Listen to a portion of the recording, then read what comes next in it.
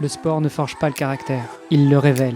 C'est cette conviction, ce mantra qui m'anime depuis des décennies, sur les terrains d'entraînement comme dans la vie. Et c'est aussi ce qui donne vie à ce podcast. Aller à la rencontre de celles et ceux qui, par leur parcours, leurs astuces et leur état d'esprit, nous montrent comment devenir triathlète, comment progresser et enfin comment performer en triathlon. Que nos invités soient des passionnés du dimanche, des amateurs éclairés ou des pros aguerris, chacun apporte sa pierre à l'édifice.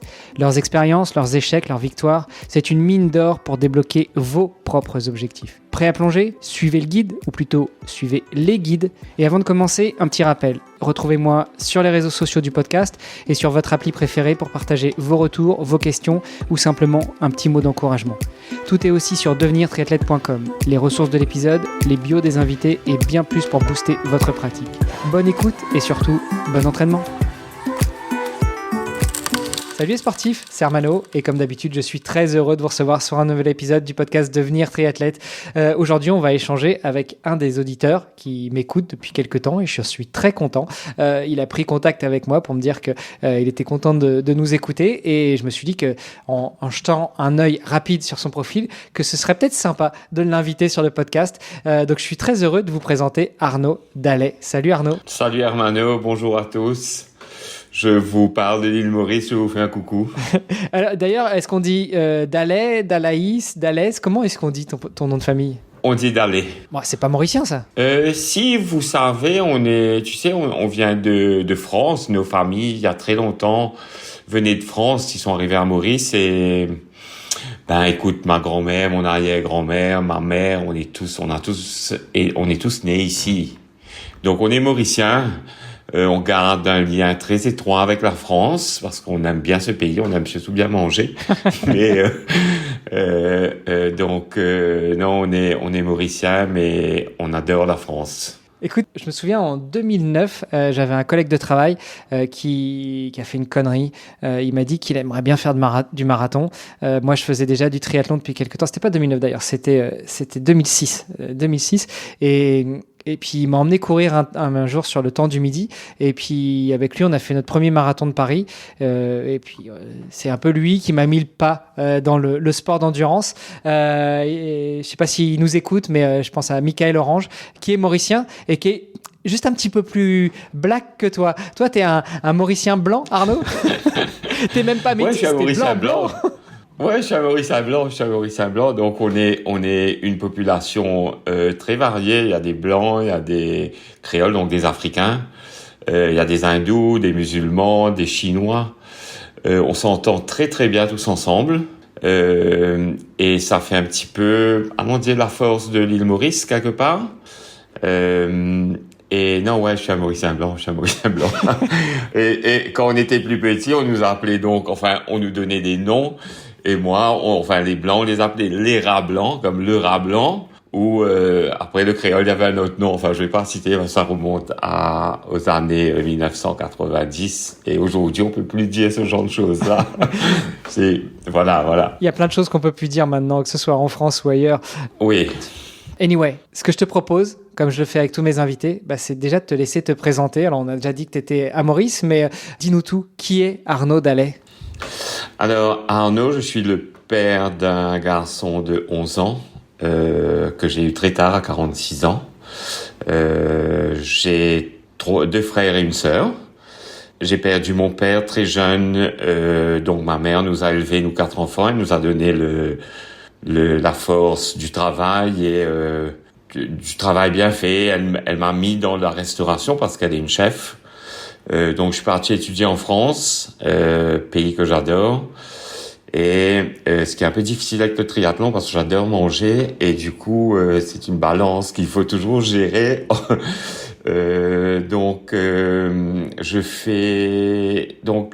J'ai fait mes études à La Rochelle, à l'école hôtelière.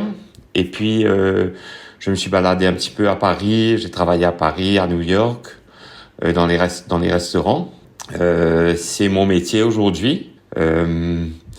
J'ai après ma route, j'étais un sportif très jeune, j'ai fait beaucoup de sport jusqu'à mes 15 ans.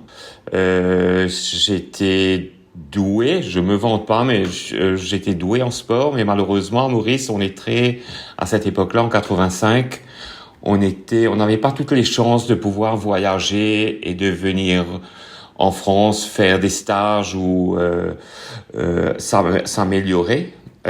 Donc ma vie a dérivé vers la fête. À 15 ans, on rencontre les filles, on commence à aller en boîte, etc. Et j'ai repris contact avec le sport à 46 ans, 44 ans, 45 ans, par là, après une crise cardiaque qui m'a secoué. Jamais on m'avait parlé de tout ça, donc ça m'a vraiment bouleversé quelque part. Et j'ai eu la chance de rencontrer un ami aujourd'hui qui m'a aidé à me reconstruire physiquement, reconstruire mon corps, me remettre petit à petit à la course, à marcher. Et je fais du triathlon depuis 2020. Donc c'est assez récent. Et je dois dire que le jour où j'ai touché le triathlon, j'ai senti quelque chose qui se passait dans mon corps. Depuis, j'ai senti une énergie incroyable qui a traversé tout mon corps. Et là, j'ai pas compris au fait, et j'étais grisé quelque part. Bien sûr que j'ai ouvert une bouteille de vin pour fêter ça. Mais... Tu sais, je te kiffe, Arnaud. Je te kiffe parce que moi aussi, j'ai ce dilemme quand je prépare un défi, quelle que soit la taille ou une compétition. Je m'astreins à ne pas boire une goutte d'alcool. Mais en dehors de ça, je suis juste un épicurien. J'adore manger, j'adore boire. Et c'est comme tu dis, c'est le dilemme. Faut trouver la balance juste. C'est dur. Donc, et depuis 2020, je me suis mis dans le triathlon, je m'entraîne très dur, j'adore m'entraîner au fait. Et je me suis lancé des défis, des distances semi-Ironman. Je suis parti faire mon premier Ironman en Autriche, très joli d'ailleurs, que je recommande. C'est assez plat, assez facile, c'est un bon Ironman pour débuter. Très beau. Et puis de fil en aiguille, ça m'a amené vers le X3. C'est plus dur, des distances Ironman, mais avec des dénivelés, de l'eau froide. Et ça, je dois dire que j'aime l'eau froide.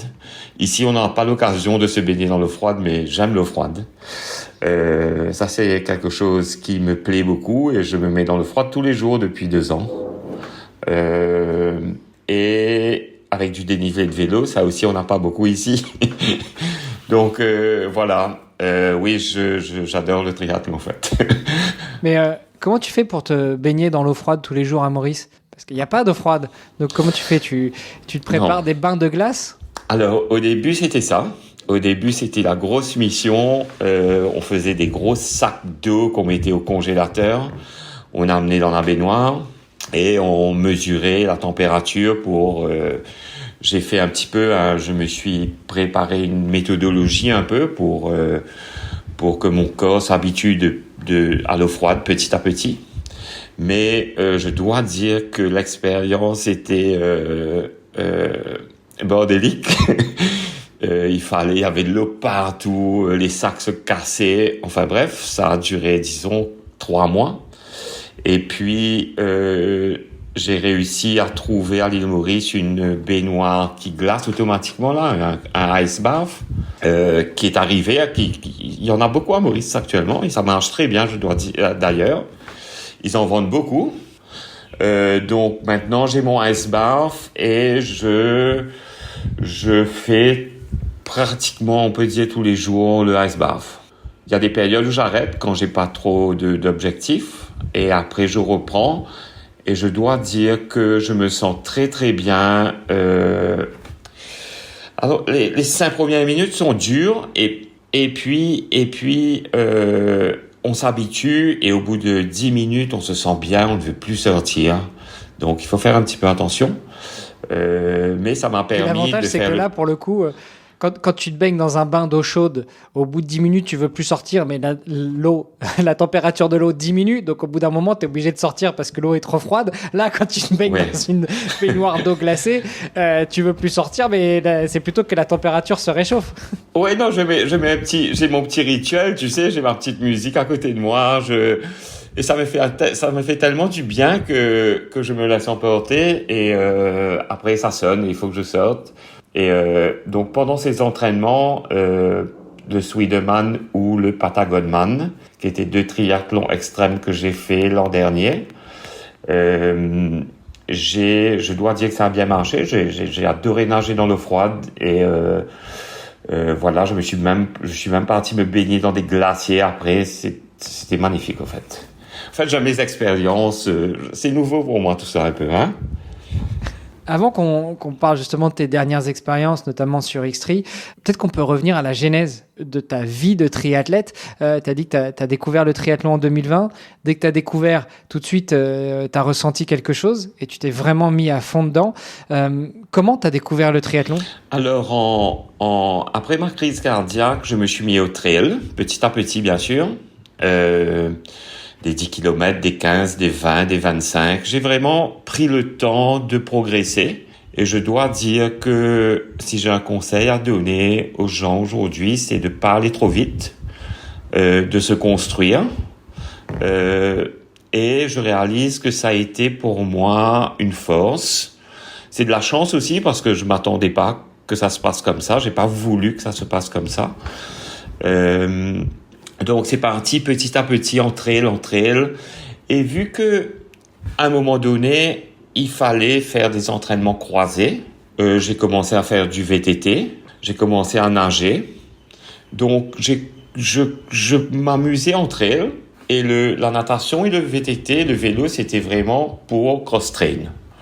Du coup, je suis parti faire le Grand Raid. J'ai fait le Bourbon, le 110 km en 2022.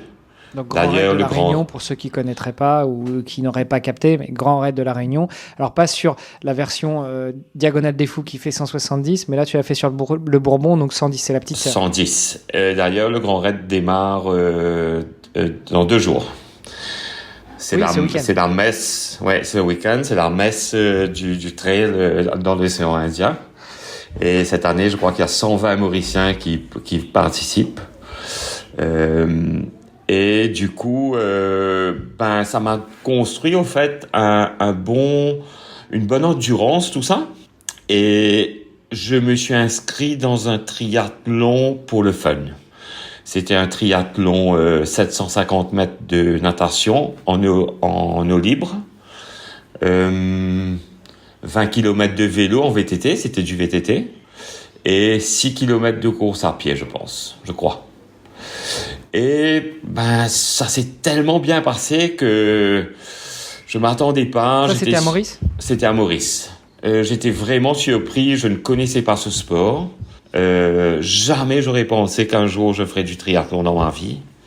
Et depuis, je vis que pour le triathlon. C'est devenu même un peu un problème, parce que j'aime tout ce qui touche au triathlon, à la performance. J'aime la nutrition, j'aime voir les courses, je suis devenu un fou de triathlon, quoi. Mais je suis un peu extrême comme ça, moi, hein. Quand j'aime les choses, vraiment, c'est mon cœur qui parle, et je le laisse parler, et je le suis, ma tête le suit, quoi. Quand est-ce que tu as découvert le podcast Devenir triathlète ?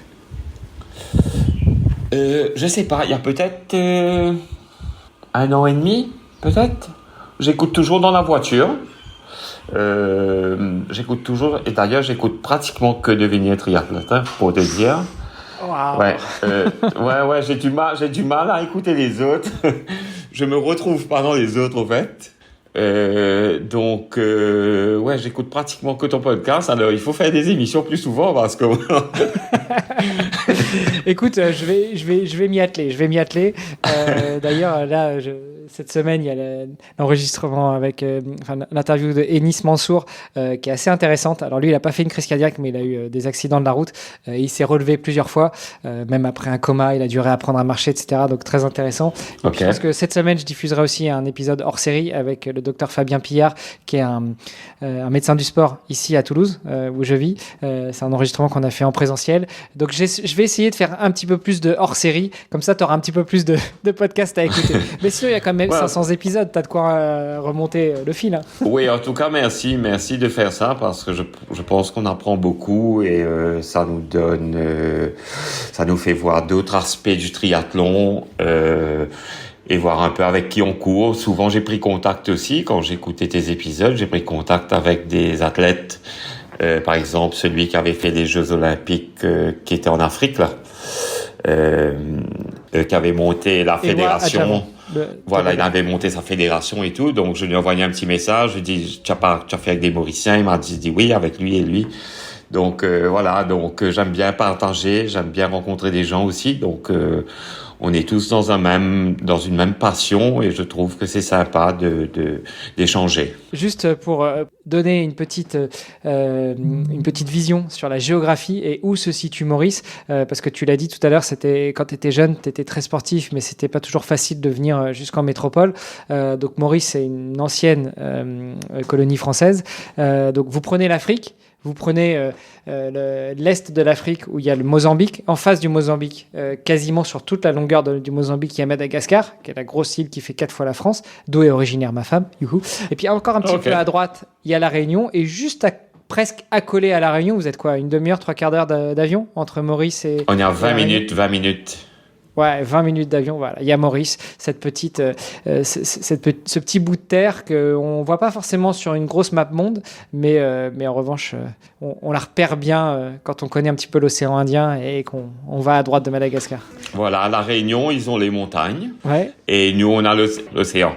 Mais on peut nager beaucoup, pratiquement tout autour de l'île chez nous, sans risque. On a des lagons. Et par contre, on n'a pas beaucoup de montagnes. Par contre, à La Réunion, c'est le contraire. Ils ont les montagnes qui tombent dans l'eau, mais du coup, ils n'ont pas beaucoup d'endroits pour pouvoir nager. Et puis surtout en sécurité, parce qu'il y a pas mal de requins aussi par là-bas. Oui, chez nous aussi, je crois qu'il y a des requins, mais ils sont gentils, peut-être plus gentils. Ça doit être pour ça. Et justement, le triathlon à Maurice, quel est le niveau de développement du triathlon à Maurice? Est-ce que vous avez toutes les distances? Est-ce que vous en avez beaucoup? Ou est-ce que, en gros, il y a 2 triathlons dans l'année, puis il ne faut pas les louper? On n'a pas beaucoup de triathlon. On a une fédération de triathlon qui est un peu molle. Mais il n'y a pas beaucoup de personnes qui font des longues distances. On voulait récemment organiser on appelle ça Zomferraille à Maurice, c'est Ironman au fait en créole mauricien. Et malheureusement, il y a eu moins de 8 participants, donc on a dû annuler. Donc on n'a pas beaucoup de triathlètes d'endurance. Par contre, on a à peu près une douzaine d'Ironman mauriciens. D'ailleurs, on a un petit groupe WhatsApp d'Ironman mauriciens. Donc, on fait un petit peu la promotion. Vas-y, allez, on t'inclut dans le groupe. Mais c'est sympa, on partage aussi. Voilà, on revient encore au conseil, partage. Vas-y, essaye. C'est sympa, tu vas voir, c'est pas dur, entraîne-toi. Donc, on est un bon petit groupe de triathlètes endurants. Qui aiment l'endurance et voilà, et on s'amuse un peu entre nous, on s'entraîne beaucoup plus qu'on fait de compétition. Ça fait partie aussi de la vie d'un triathlète et en particulier de la vie d'un triathlète expatrié dans une île de l'océan Indien. Mais toi du coup tu fais comment pour aller sur des compétitions? Est-ce que tu te déplaces beaucoup, loin ou au contraire tu t'en choisis une ou 2 dans l'année? Alors on choisit une dans l'année. Si on peut faire 2, c'est super. Donc on vise, on se laisse un peu emporter par ce qu'on souhaite faire, le challenge qu'on veut se donner. Je crois que je me suis toujours écouté quelque part dedans. j'avais besoin de ce challenge et en même temps j'ai toujours trouvé que ma tête m'a amené à ce que je devais faire, sans forcer, sans me mettre trop de pression, et au contraire profiter de ce challenge qui s'offre à moi, comme si le seul qu'on m'a dit fais-le, j'ai pas fini. Donc vraiment, il faut que, je sais pas, quand je sens quelque chose, je dis oui, ça y est, on y va, allez, on va faire ça. Et si voilà, c'est compliqué de quitter Maurice, c'est très loin d'aller faire. Il y a l'Afrique du Sud où il y a un Ironman et il y a un X3 aussi là-bas, mais il y a pas beaucoup près de chez nous, donc c'est la France. Ouais, il n'y a pas beaucoup. Du coup, ça t'oblige à bouger pas mal. Juste avant de revenir sur ta pratique du triathlon, est-ce qu'on peut revenir sur cette crise cardiaque, sur cet accident cardiaque que tu as vécu? Est-ce que avec le recul, tu sais dire à quoi c'est dû? Est-ce que c'était juste pas de chance, c'est tombé sur toi? Ou est-ce que c'était plus lié à ton mode de vie, un boulot très prenant, très stressant? Enfin, est-ce que, encore une fois, avec le recul, tu saurais dire à quoi c'était dû? C'était un moment dans ma vie que je considère aujourd'hui une deuxième chance qu'on m'a donnée. C'était dû à mon style de vie. Donc, de mes 15 ans à mes 45 ans, j'étais dans la fête, dans l'alcool, dans des produits, dans la drogue, pour être direct. Et mon style de vie m'a amené à cette crise cardiaque. Avec le recul aujourd'hui, oui, j'ai une deuxième chance. Et je dis merci parce que peut-être ça aurait pu être pire. Je considère, je me suis pas réconcilié encore avec ces années de fête. J'ai un peu de mal, je trouve que j'ai perdu beaucoup d'années. Quand je vois tout ce que je fais avec le sport, je considère que j'ai perdu énormément d'années de ma vie, où j'aurais pu voyager, aller dans les montagnes, nager en Grèce, je ne sais pas, je pense que j'aurais pu faire beaucoup de choses. Et ça, je me suis pas encore totalement réconcilié. Mais j'essaie de voir devant. Et aujourd'hui, donc, on a défini pourquoi. Donc, j'ai mis tout ça de côté. Et aujourd'hui, vraiment être en forme comme ça, bah je sais pas, c'est l'heure du monde, je sais pas, c'est la chose la plus jolie qui existe pour un humain, parce qu'avoir une bonne santé, et pour moi, ça te permet de faire tellement de choses, d'avoir une tête, un corps qui vibre dans plein de directions, et je trouve que ouais, je retournerai plus derrière, quoi. Voilà. Tu m'étonnes. Et t'avais quel niveau d'atteinte en fait pendant ton accident cardiaque? Est-ce que t'as été laissé sur le carreau, t'étais sur le côté, t'as fait un coma, t'arrivais plus à marcher? Enfin, c'était quel niveau? Ça m'a réveillé, c'était à 4 heures du matin, c'était dans mon sommeil. Ça m'a réveillé, j'avais très très mal au dos, au chest. Je savais pas ce que c'était, jamais on m'avait parlé de ça avant. Je voulais aller sous une douche froide, j'avais envie de boire de boissons gazeuses glacées. C'était un sentiment très très bizarre. Heureusement, j'étais à l'hôtel, on était en Angleterre, on était en vacances, et quand l'hôtel m'a vu dans cet état, ils ont appelé l'ambulance et je suis parti, et je suis retourné. J'ai très peur parce que je connaissais pas. Et je suis revenu 3 jours après à l'hôtel avec un stent. Wow. tu as eu une deuxième chance, enfin la vie t'a offert une deuxième chance. Après, on connaît des gens qui font des crises cardiaques et qui ont beaucoup de problèmes après, notamment des membres qui fonctionnent plus, toute une rééducation à remettre en place. Toi, tu as été pris en charge à temps et puis tu pouvais vivre normalement, entre guillemets, après cette crise cardiaque. Oui, je vis normalement. Et comment tu remontes tu disais que c'est un ami qui t'a aidé à remonter la pente, à te remettre au sport. Qu'est-ce qui se passe après ce 3e jour quand tu reviens à l'hôtel, tu finis tes vacances? Est-ce que tu repars un petit peu dans les excès ou tu te dis là maintenant terminé et c'est le moment où tu rencontres ton ami qui te prend en charge, en main et tu changes du tout au tout ou c'est progressif? Alors, tu as dit que c'était progressif, tu as découvert du sport, mais après la crise cardiaque? Alors, j'ai eu un choc. Je crois que le choc m'a fait tout arrêter du jour au lendemain. C'était un vrai choc. Et quand je suis rentré à Maurice, je suis parti voir mon cardiologue, un cardiologue, et qui m'a dit, écoute, va marcher 30 minutes tous les jours. On marche 30 minutes tous les jours, mais arrivé un moment, ça devient un peu embêtant de marcher. Donc, c'était, allez, je cours un petit peu. Allez, 1 kilomètre, 2 kilomètres, 3 kilomètres, 4 kilomètres, 5 kilomètres. Donc, on commence à se sentir bien. Et puis là, je me dis, je vais aller voir un coach sportif qui s'appelle Yannick, que je remercie aujourd'hui, et je le fais coucou. Et il m'a dit, voilà Arnaud, voilà un programme de strength, musculation, je te donne ça, tu fais ça 3 mois et tu viens me voir. Et je me dis, ok, écoute, je vais faire. Donc je me suis mis à reconstruire avec ces exercices de body, de corps, de musculation avec le corps, sans poids, etc.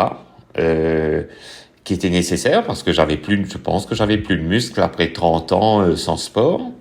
À part des pas de danse dans les plus grandes discothèques parisiennes, sinon.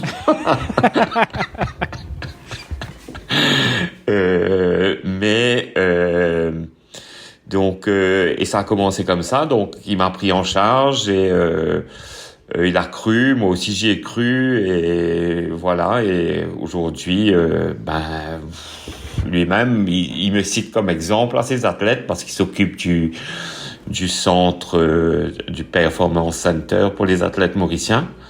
Et je suis là-bas très souvent pour m'entraîner et du coup il me dit à chaque fois Arnaud, tu sais, je te cite tous les jours parce que tu es un exemple, il n'y a pas beaucoup qui ont fait ça comme toi.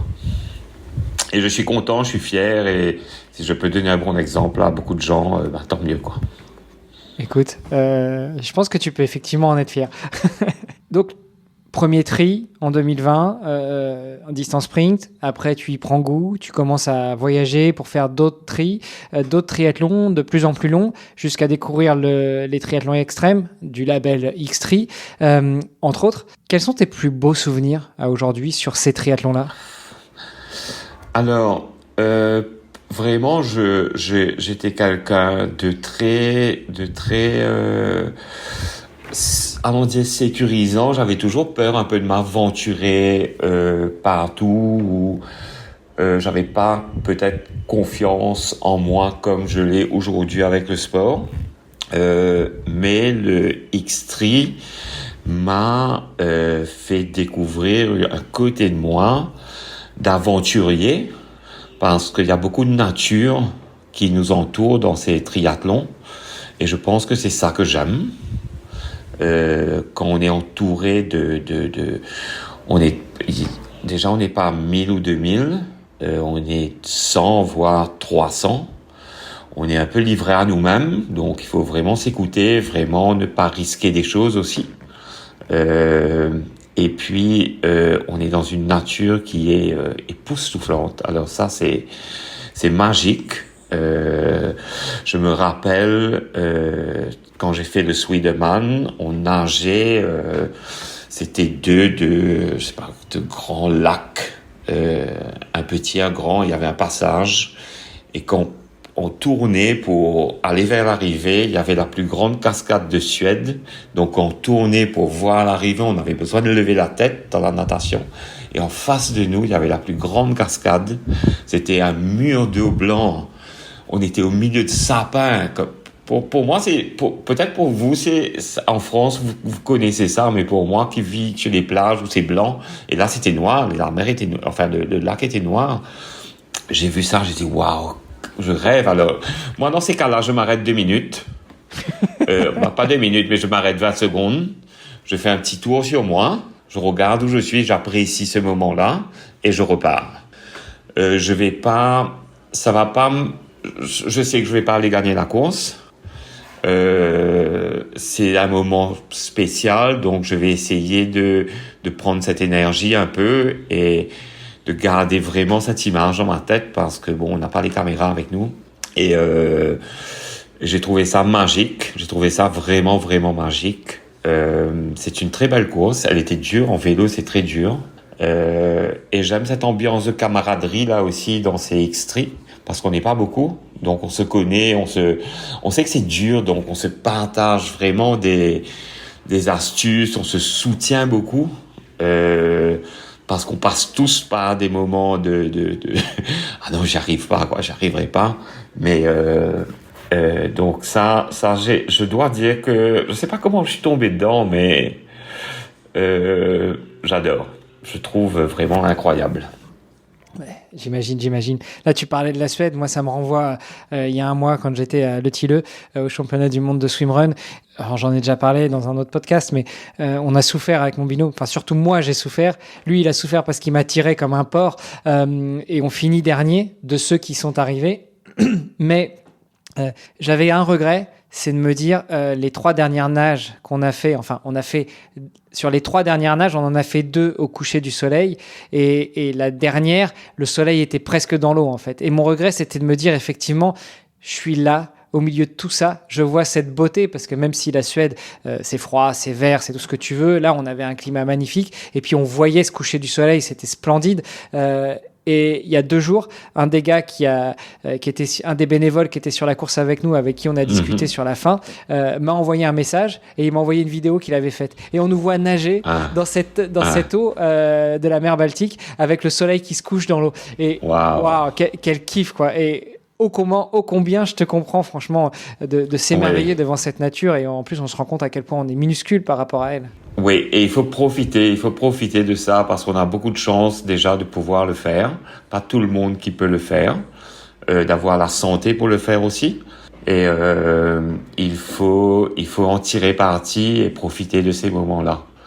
Je dois te féliciter pour Otilo parce que quand j'ai vu par quoi vous avez passé, tirer chapeau parce que ça c'est de la bagarre et tu peux qu'en être fier de ce que tu as réussi quoi. Écoute, on en reparlera. J'ai encore du mal à digérer la chose. Tout se mélange un peu, tu vois. Il y a aussi, il y a autant la fierté d'être arrivé au bout, d'être arrivé dernier, mais dernier de ceux qui sont arrivés, parce que on est quand même que 40% à être arrivé. Donc nous, on ferme la marche de ces 40%. Et puis surtout, en face, il y a effectivement cette déception d'avoir livré une prestation aussi médiocre. Mais en revanche, ce bonheur d'avoir partagé quelque chose avec mon binôme. Parce que tu en parlais, dans les triathlons extrêmes, on est souvent...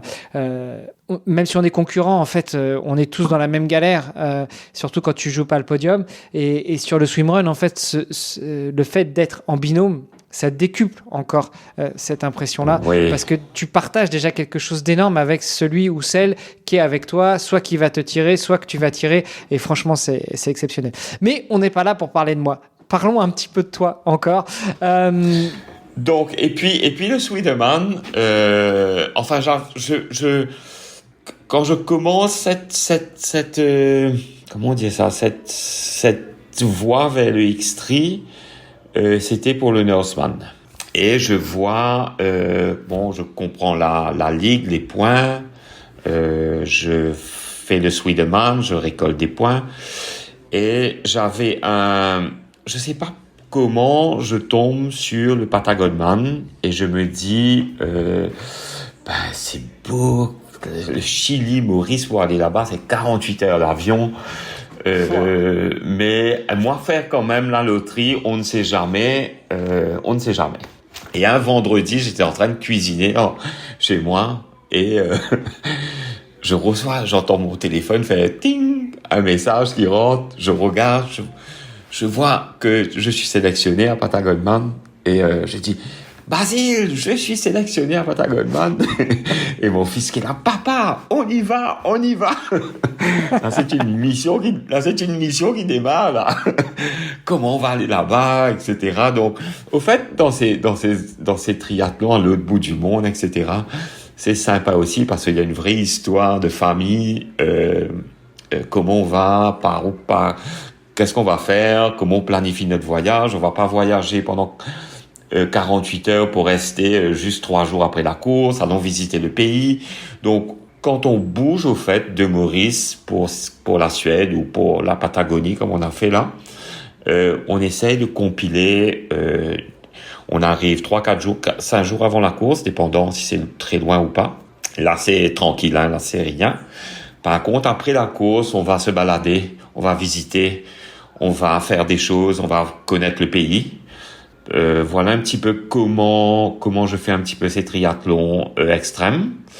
Et du coup, donc la Patagonie était, je crois que c'est le plus beau pays que j'ai jamais visité de ma vie. De par les gens, de par sa beauté, il y a des couleurs de bleu comme j'ai jamais vu. La course, elle est dure. Elle est très très rigoureuse. Elle est très stricte, c'est-à-dire que c'est très en sécurité. Ça, je m'attendais pas. Donc vraiment, il y a une organisation de folie. Je salue mes amis de la Patagonie. Et il y a aussi une très belle ambiance, une culture humaine qui était fabuleuse. Et voilà. Donc je me suis réinscrit pour cette année. J'étais retiré au sort, mais malheureusement je me suis blessé. J'ai fracturé ma cheville et je suis toujours en mode un peu récup. Et du coup, j'ai été choisi à Norseman par les points. Donc 2026, je suis déjà dedans. J'ai installé mon tableau noir près de mon vélo. je vais avec notre ami Brice, qui est rayonné aussi. Donc il est quand on s'est rencontrés, bon, c'était sympa parce qu'on était nous deux un peu des îles de l'océan Indien. On se connaît pas encore. Il a déjà fait le groupe et tout là, donc on est un peu motivé de se rencontrer là-bas et d'aller faire cette course-là qui va être un gros challenge pour moi. Ça va être mon plus gros challenge. Wow. Écoute, déjà félicitations d'avoir été tiré au sort pour le Norseman parce que merci. Tout le monde n'y a pas forcément le droit, surtout au premier tirage au sort. Tu parles de Brice Maillard, qui est en Allemagne. Qui est en Allemagne, exactement. Mais il est né à La Réunion. Ok, je ne savais pas. On n'en avait pas parlé quand je l'ai eu sur le podcast. Ok. Ouais.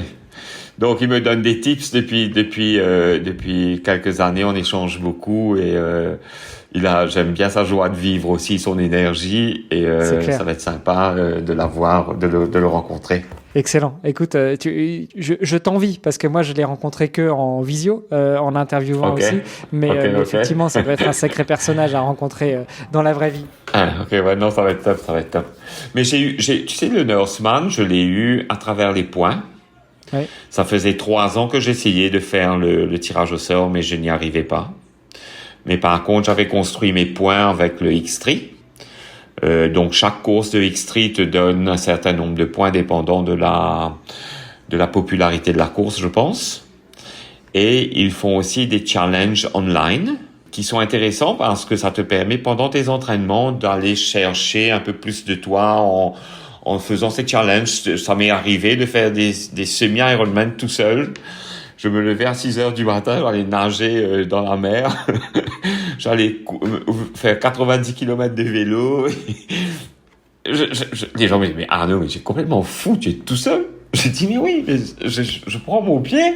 Excuse-moi de te dire, il n'y a personne dans la mer à 6 heures du matin, il fait beau, le soleil se lève. Et après, je suis tout seul sur les routes, il n'y a personne, j'ai pas de pression de temps. Voilà. Donc c'est sympa, c'est une bonne formule. Excellent. Écoute, je te souhaite plein de bonheur pendant cette course, même si à mon avis ce sera pas du bonheur, ce sera plutôt de la souffrance. Mais tu nous raconteras ça. Je penserai à toi, oui, oui, oui. Comment tu prépares, justement? Alors, j'ai un coach sud-africain depuis 4 ans qui me suit, depuis que j'ai commencé le triathlon, en fait. Je l'ai jamais rencontré. Pourtant, on n'est pas très loin. Comment je me prépare? Et j'ai aussi un coach de natation qui est à Maurice, qui fait mes programmes et qui me regarde nager. Ça, c'est très récent. Et j'aime bien la natation. Je trouve que c'est un bon sport aussi, ça. J'aurais aimé un peu plus. J'aurais aimé mieux nager, au fait. Je trouve que c'est un bon sport. Donc ma préparation, j'aime bien m'entraîner. J'adore m'entraîner, au fait. Donc c'est pas trop un problème. Donc je m'entraîne entre 12 et 16 heures par semaine, dépendant du travail et tout. Et les gros entraînements, bien sûr, c'est le week-end. Donc à peu près 1 à 2 sessions tous les jours. Voilà, mais j'aime m'entraîner, au fait. C'est dur, des fois c'est dur, mais après j'ai content et voilà. Là, tu vois, avant, je suis parti courir ce matin, j'avais la natation, mais je suis content, j'aime m'entraîner. Et comment tu fais pour t'organiser avec le boulot? Alors, ça c'est très compliqué. Déjà, je me suis entouré de personnes qui font mieux que moi les choses, que je fais mal. Ça m'a pris du temps, ça m'a pris beaucoup de temps pour arriver à ça. Du coup, ça m'a permis de me concentrer sur ce que j'aime vraiment faire et là où je suis le meilleur. Donc, les opérations, c'est pas trop mon truc. Donc, j'ai pu trouver une personne incroyable qui s'occupe de ça comme mieux que moi. Bon, se réveille tôt, je m'occupe aussi de Basile, mon fils, je le dépose à l'école un peu, je le mets aussi au sport, lui. Il aime bien nager, il court un peu, vélo, pas encore le truc, mais j'ai envie de lui donner un exemple de sport, pour pas qu'il tombe dans les mêmes pièges où moi je suis tombé. Donc réveil, bonheur, entraînement, bonheur, ou un peu de travail le matin, je reviens faire mes entraînements, un entraînement le matin, un entraînement l'après-midi. Les week-ends, je les laisse travailler. Écoute, sauf si j'ai des gros trucs de clients où je dois être là, où je tiens ces clients-là, ce sont des amis et voilà. Oui, j'arrive à balancer mon temps plus ou moins bien. Voilà. J'ai pas encore commencé mon entraînement pour le Norseman. Là, ça on verra après. Écoute, ça va s'intensifier à un moment. Tu le sais, Arnaud, le podcast s'appelle Devenir triathlète. Toi qui es finalement un triathlète assez récent, puisque tu as découvert ça en 2020. Ce serait quoi ton meilleur conseil pour devenir triathlète? Alors, j'ai pensé à cette question-là toute la journée aujourd'hui, Hermano, parce que je me dis ça, je vais pas y échapper. Et je crois que beaucoup d'entre nous font déjà 2 ou 3 sports. Et il faut juste se dire, pourquoi on fait du vélo, on fait de la natation, on fait du vélo, on court, on nage et on court, on nage, on fait du vélo. Pourquoi ne pas s'inscrire pour le fun avec des amis dans un triathlon petit format pour prendre du plaisir et à partir de là voir. Moi, je crois que c'est comme ça que j'y suis arrivé et je pense que c'est une méthode assez facile vu qu'on cross-train beaucoup ces 3 sports pour beaucoup d'entre nous, des trailers, etc. Moi, c'est ce que j'aurais dit aujourd'hui pour mettre plus de monde dans le triathlon. Ouais, le problème, on le dit toujours, c'est que dès que tu commences à faire un triathlon, très souvent tu chopes le virus et tu t'arrêtes plus. Ouais, mais c'est un bon virus. Donc, il n'y a pas de problème. Tant que c'est bon, il n'y a pas de problème.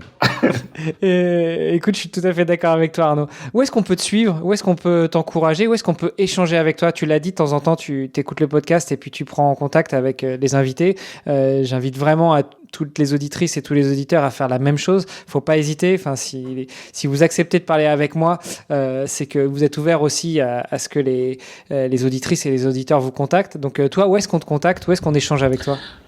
Alors, je suis sur Instagram Arnaud Dallet, Facebook Arnaud Dallet.